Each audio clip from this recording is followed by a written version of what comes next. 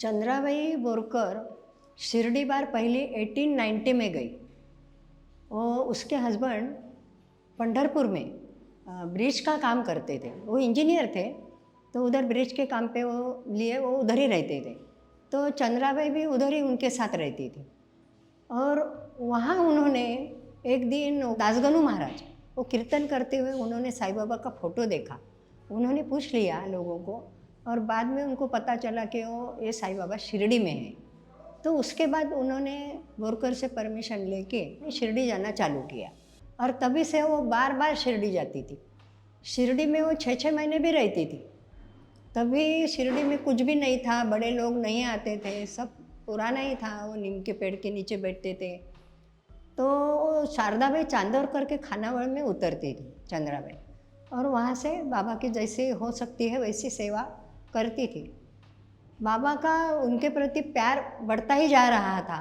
हर रोज़ उसको वो उदी देते थे। ये उदी चंद्राबाई संभाल के रखती थी, और कुछ भी प्रॉब्लम हुआ, बीमारी आई, कुछ भी हुआ तो ये उदी सबको देती थी। एक दिन ऐसा हुआ कि बोरकर जी ने अपने काम का इस्तीफ़ा दे दिया पंढरपुर में, और चंद्राबाई तभी शिरडी में थी। उनको मालूम नहीं था कि ऐसा ऐसा इस्तीफ़ा दिया है, लेकिन बाबा को सब कुछ मालूम है। तो बाबा ने उनको कहा, भाई तो अभी पंढरपुर जाओ। उन्होंने कहा क्यों? बोले पूछना नहीं, मैं बोलता हूँ ना, तू अभी पंढरपुर जाओ। और उन्होंने उनको टिकट दिया पंढरपुर का, और 2 औरतें साथ में दी, और ये तीनों लोग पंढरपुर चले गए। लेकिन वहाँ जाने के बाद उनको मालूम हुआ कि वहाँ पे बोरकर नहीं है। उन्होंने क्वार्टर विर्टर छोड़ दिया था और वहाँ से चल पड़े थे। फिर ये उधर से कुर्डवाड़ी स्टेशन तक आ गई, और वहाँ आने के बाद उसने देखा कि अभी टिकट ही ख़त्म हो गया। उधर वो लोग उतर गए, पैसा भी उनके पास ज़्यादा नहीं था उसी टाइम। तो तुरंत एक फ़कीर उनके सामने आ गया, और उन्होंने पूछा, आप इधर क्यों खड़ी है? उन्होंने कहा, ऐसा ऐसा मुझे भेजा था, लेकिन अभी हमारे पास पैसा नहीं है, और हम लोगों को मालूम नहीं है मेरे पति किधर है। तो वो फ़कीर ने कहा, ये टिकट ले लो। वापस उनको टिकट दिया, और बोले कि दौड़ स्टेशन जाओ, उधर आपको आपके पति मिल जाएगा। और इधर बाबा ने क्या किया, बोरकर उधर गेस्ट रूम में सोए थे रेलवे के। तो उधर बाबा को दर्शन देते हुए बोले कि तू मेरे बहन को क्यों छोड़ के इधर उधर जा रहा है? अभी वो ये रेल कोच से आएगी, और रेल कोच का नंबर बिंबर सब बाबा ने उनको उसी टाइम दिया। तो बोरकर जाग गए और सोचते रहे कि ये कौन आके मुझे बताते गया। और उन्होंने देखा कि सचमुच चंद्राबाई सामने की रेल कोच से उतरी और उनके पास आ गई। दूसरा उनके बारे में ऐसा हुआ कि उनको लड़का वगैरह कोई नहीं था, उम्र भी 48 हो गई थी। एक दिन बातें करते करते वो लोग बैठे थे, तो उन्होंने कहा, बाबा ये तात्या को भी एक दूसरा लड़का होने दो। तो साईं बाबा ने कहा, तात्या को भी होगा और तुझे भी होगा। तो उसको ऐसा लगा, मेरी उम्र अभी क्या है और मुझे कैसा लड़का होगा, 48 की उम्र हो गई थी। लेकिन बाबा के ऊपर इनका इतना भरोसा था कि सचमुच उनको दिन जाने के बाद सब डॉक्टर ने भी उनको बोला कि भाई आपके पेट में ट्यूमर होगा, आप ऑपरेशन कर लो, अभी ये उम्र है क्या लड़का लड़की होने की। तो उन्होंने सुना नहीं, और इसके बाद वो किसी डॉक्टर के पास भी गई नहीं, क्योंकि उसका साईं बाबा के ऊपर पूरा भरोसा था। वो अपने घर में बैठी रही। तभी वो लोग चेंबूर में थे, और उदी खाती रही, पानी में उदी डाल के, और रोज़ उदी लगाती रही। उन्होंने कहा, मैं 10 महीने राह देखूंगी, लेकिन मैं कुछ भी नहीं करूँगी। पैर पे सूजन वगैरह आ गई थी उनकी उम्र के हिसाब से, लेकिन उसने सब सह लिया, और बाद में उसको लड़का हुआ, ये बाबा की कृपा से, और उनका नाम राजा राम रखा। और चंद्राबाई बहुत खुश हो गई, और ऐसे सिलसिले उनके बारे में चलते ही रहते थे। उसके बाद जब ये रामचंद्र बोरकर का देहांत होने वाला था, तभी बाबा ने उनकी मन की तैयारी कर ली थी पहले से ही। साईं बाबा ने चंद्राबाई को पहले ही बोल दिया कि राम का टाइम आ गया है, तो अभी तो उसको बोल देना। तो दूसरे दिन चंद्राबाई ने बोरकर जी को बोला कि बाबा ऐसा ऐसा कह रहे हैं, और उन्होंने कहा कि तेरे साईं बाबा को बोल दे कि मुझे और ये चातुर्मास ख़त्म होने तक रहने का है, उसके बाद चलेगा मैं गया तो, क्योंकि वो व्रत वैकल्य करती थी, इसलिए उन्होंने ऐसा कहा। तो उसी तरह दूसरे डॉक्टर लोगों को ऐसा लगता था कि ये 2 दिन में जाएंगे बोरकर साहब, लेकिन दूसरे दिन से धीरे धीरे वो उठ गए और जैसा कुछ हुआ ही नहीं, इसी तरह वो चलने फिरने लगे घर में और तबीयत भी अच्छी दिखने लगी उनकी धीरे धीरे। लेकिन 2-3 महीने वो ख़त्म होने, चातुर्मास ख़त्म होने के बाद सबको ऐसा लगा था कि अभी अभी तो कुछ प्रॉब्लम ही नहीं है बोरकर जी का, लेकिन चंद्राबाई को मालूम था कि कुछ हो या न हो इनको जाने का है। तो जैसे उनको बुखार जैसा कुछ आने लगा, उनको किडनी का भी प्रॉब्लम था, तो चंद्राबाई ने उसको सतरंजी के ऊपर लिटा दिया और तुलसी पत्र और गंगा जल लेके उनके पास बैठ गई, क्योंकि उसको मालूम था बाबा ने बोला वो बात सच होने वाली है। 2 महीने बाबा ने उनको बढ़ा दिया था चातुर्मास होने तक, तो इसलिए चंद्राबाई ने उसके मुंह में गंगा जल डालती थी। तरह से राम राम, लड़के को भी बुलाया, लड़के ने उनको देखा और उसके बाद राम राम कहते कहते बोरकर जी का देहांत हो गया। आराम से, कुछ तकलीफ उनको नहीं हुई, लेकिन जो जो बाबा ने बोला था वो सब बात सच हो गई। शिरडी में वो कोकिला व्रत कर रही थी, वो कोपरगांव किसी के घर रह रही थी उसी वक्त, तो 1918 या 20 साल की वगैरह बात होगी। तो वो कोकिला व्रत कर रही थी, तभी बाबा उनके पास गए और बोले कि भाई मुझे चटनी भाकरी दो। तो चंद्राबाई ने बोला हम लोग चटनी भाकरी उपवास के टाइम नहीं बनाते हैं, ऐसा मेरे पास कांदा भी नहीं है। तो वो फकीर निकल गया, एक फकीर के वेश में आए थे, फकीर निकल गया। फिर चंद्राबाई को याद आया कि अरे वो साईं बाबा ही हो गए। फिर उसने झट के चटनी बिटनी बनाई, भाकरी बनाई और झुमका बनाया और वो सब लेके वो शिरडी गई। तभी वो लोग बातें कर रहे थे, तभी उनके साथ वो जोग की वाइफ थी, वहाँ के जो पुजारी थे उनकी वाइफ थी उनके साथ। तो उन्होंने बाबा को बोला किसी ने जाके कि चंद्राबाई आ गई है। तो बाबा ने बोला अभी क्यों आई है ये, पहले मैंने बोला तो तभी मुझे ना बोली कि नहीं है मेरे पास कुछ। तो चंद्राबाई ने बोला बाबा मैं सब लेके आई हूँ, मुझसे गलती हो गई है। तभी साईं बाबा ने उधर जितने लोग बैठे थे उनके सामने कहा कि ये मेरी 7 जन्म की बहन है ये चंद्राबाई, और हर जन्म में ये मुझे ढूंढती है और मुझे मिलती रहती है।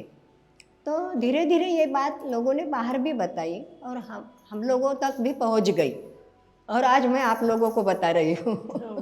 नासिक के पास असलगांव करके एक गांव है छोटा सा, वहाँ के रेलवे स्टेशन पर वो बोरकर और चंद्राबाई 1925 साल के पहले की ये बात है, और 25 साल का जो मैगजीन निकला था साईं बाबा शिरडी के साईं बाबा मंदिर से, उस पेपर में साई लीला में ये अनुभव उन्होंने किसी ने लिखा है, उनका नाम भी सब कुछ है। तो 1925 साल को ये लिखा हुआ बात मैं आपको बोलती हूँ कि उन्होंने ऐसा लिखा है कि वो उधर क्वार्टर पर रहते थे और उनके घर से रेलवे स्टेशन पूरा दिखाई देता था।